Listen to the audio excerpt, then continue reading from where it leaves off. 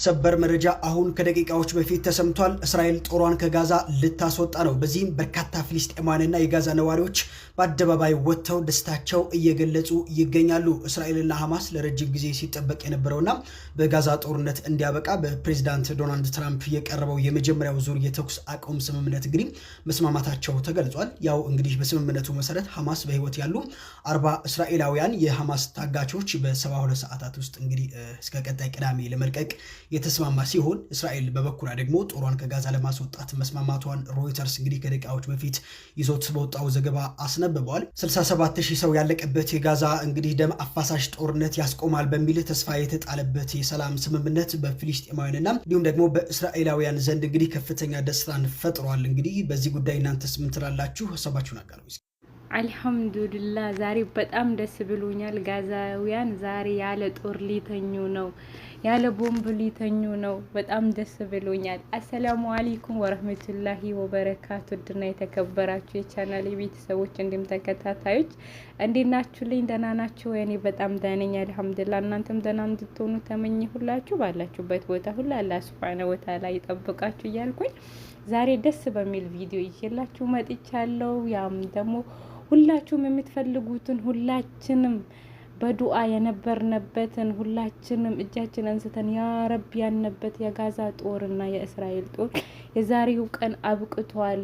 አልሐምዱሊላህ በጣም ነው ደስ ያለኝ ማለት ነውና ወደ 10 አካባቢ ነው ፌስቡክ ዞር ብዬ ስገባ ይሄንን ደስታ አገኘው ማለት ነው። የምር በጣም ነው ደስ ያለኝ። ደስ ስላለኝ ደግሞ ለእናንተ ስለምን አላካፍልላችሁም ብዬ አመጣው። የነሱ ጭንቅ ሁላችንም ጭንቅ ነበርና ሰው ለሆነ ብቻ ማለት ነው። ይሄ የሃይማኖት ጉዳይ አይደለም። አንዳንድ ሰዎች ከሃይማኖት ጋር ያገናኙታልና ሰው የሆነ ብቻ የሚያዝን ማለት ነው። በቃ ሰው የሆነ ብቻ ማለት ነውና ሰው ያልሆነ ሰው ነው መያዝ ነው። እነኚህ ህፃናት ሲያልቁ ማለት ጋዛ ላይ ሌላ እምነት የለም የምትሉ ሰዎች እኔ ትገርሙኛላችሁና በርግጥ ትንሽ ሊሆኑ ይችላሉ፣ እንደ ሙስሊም በዛ ላይሉ ይችላሉ። ግን ክርስቲያንም ሌላም እምነቶች አሉ እና ያ ደግሞ እምነትን የግድ ያንን እምነት ተከታይ መሆን የለባችሁም። ሰብአዊነት ብቻ መሰማት አለባችሁ ለማለት ያክል ነው። ሰው የሆነ ሰው ብቻ ይሄንን ነገር ሁሉም ያወገዘው ነው እና የዛሬዋ ቀን ደግሞ ለነሱ ደስታቸው ነው። እንደኛ እንቅልፍ ሊተኙ ነው። ምግብ ባያገኙ እንኳን የሰላም እንቅልፍ መተኛ ራሱ ምግብ ነው ለነሱ ማለት ነውና ያንን ድምጽ የአረቢስ እንዴት ልበላችሁ እኛ እንኳን በስልካችን ለሰማ ነው እንዴት ነው የምንሆነው? ያንን ፍራቻ እጃቸው ሲያንቀጠቅጣቸው አንዳንዴ የምር እኔ ከ2 አመት ነው እነሱን መከታተል ከጀመርኩኝ ማለት ነውና ሰብር አልነበረኝም። ሰብር ስላችሁ አለቅስ ነበርኩኝ በጣም አባቴን እያስታወስኩኝ በጣም ነበር ማለቅ ሰው የምሬን ነው የምላችሁ ትራሴ ማለት ነው እስከሚበሰብስ ድረስና በስደት ስላጣሁት ለዛውም እኛ ቤት አሳክመን አንስተን ጥለን ያኔ በቃ እኛም ያላህ እኮ ነን እና ሁላችንም ያላህ ባሪያ ነን እና ያላህ ባሪያ እስከሆነ ድረስ ደግሞ ሁላችንም ሟች ነን እና በቃ ይሆናል አይደል በቃ አላህ ምን አድርጌክ ነው ምናምን አማረር ነበርኩኝ። ግን እነኚህን ጋዛውያን ሰብራቸውን ሳይ 6 ሰው ሲሞትባቸው 10 ሰው ሲሞትባቸው ምንድነው እነሱ ጋር ያለው አልሐምዱሊላህ ነው። ህፃኑም እንደዛ ነው። ምን ያክል ከአላህ ጋር ያላቸው ቅርበት ምን ያክል ጥንካሬያቸው ምን ያክል ሰብር እንዳላቸውና በእነሱ ብዙ ነገር ለመማር ችያለሁ ማለት ነውና አሁን ላይ ሞትን የምሬን ነው የምላችሁ። አሁን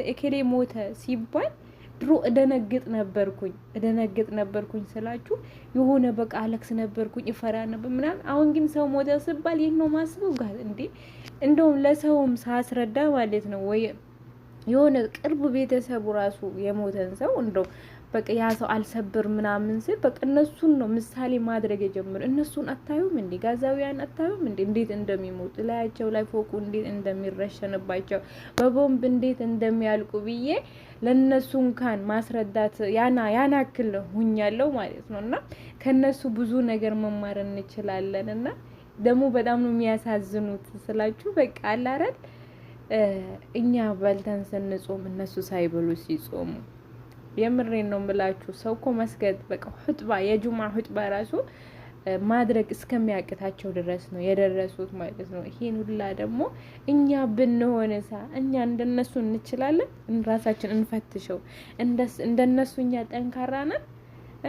እነሱ ብቻ እኔ ለነሱ የምር ቃል የለኝም። እና በአንድ ቤት 6 ሰው 7 ሰው 8 ሰው 9 ሰው እየቀበሩ አልሐምዱሊላህ ብሎ በቃ ፊታቸው ደስተኛ ሆኖ ነው የሚኖሩት። እና በአላህ ያላቸው እምነት በቃ ለኛም የነሱን እምነት የነሱን ጥንካሬ የነሱን ሰብር ያ ረቢ ለኛም ወፈቀንና አልሐምዱሊላህ ዛሬ በጣም ደስ ብሎኝ ነው የመጣሁት። ይሄ ጦርነት አቆመ ሲባል ምን አክል ደስ በቃ ቪዲዮውን ባየው ቁጥር ወላሂ ምን አክል ምን በቃ ህፃናቶቹ ትልቁ ሰው እንኳን ይችላል ህፃናቶቹ እዚህ ጋር ነው ያላሉት እዚህ ጋር ነው ያላሉት እነሱ ላይ እና ሰው የሆነ ማለት እንደ ሰው የሚያስብ ሰው እነሱ ላይ ቦምብ መወርወር የምሬ ነው የምላችሁና አሁን ማለቅ ሰው የደስታ ነው ማለት ነውና በፌስቡክ ላይ ሙስሊም ያልሆኑ ሰዎች ሲፖስቱ ምናምን ክርስቲያኖቹ መጀመሪያ የራስክን እንዲያር የራስክን ማለት መጥፎ የሆኑ ማለት መልካሞቹማስ የምሬ ነው የምላችሁ በጣም ነው በቃ ልክ ከሙስሊሞቹም በላይ የሚያዝኑ ክርስቲያኖች አሉና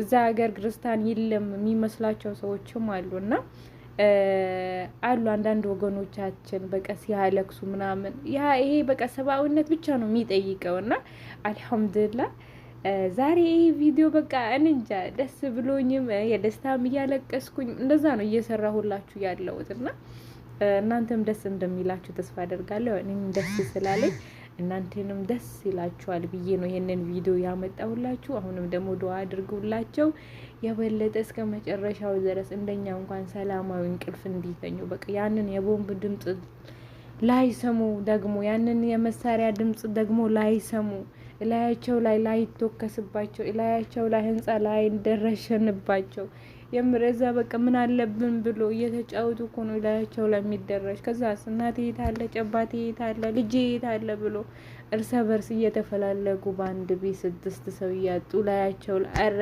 ስንቱን ጉድ ነግራችሁ ምክንያቱም ሚዲያ ስለሆነ እያያችሁ ስለሆነ ያ ሰቀቀን ደግሞ ያ ስቃይ ደግሞ ስለቆመ እኛ ሰውስ ብቻ ስለሆንን አልሐምዱሊላህ እንበል።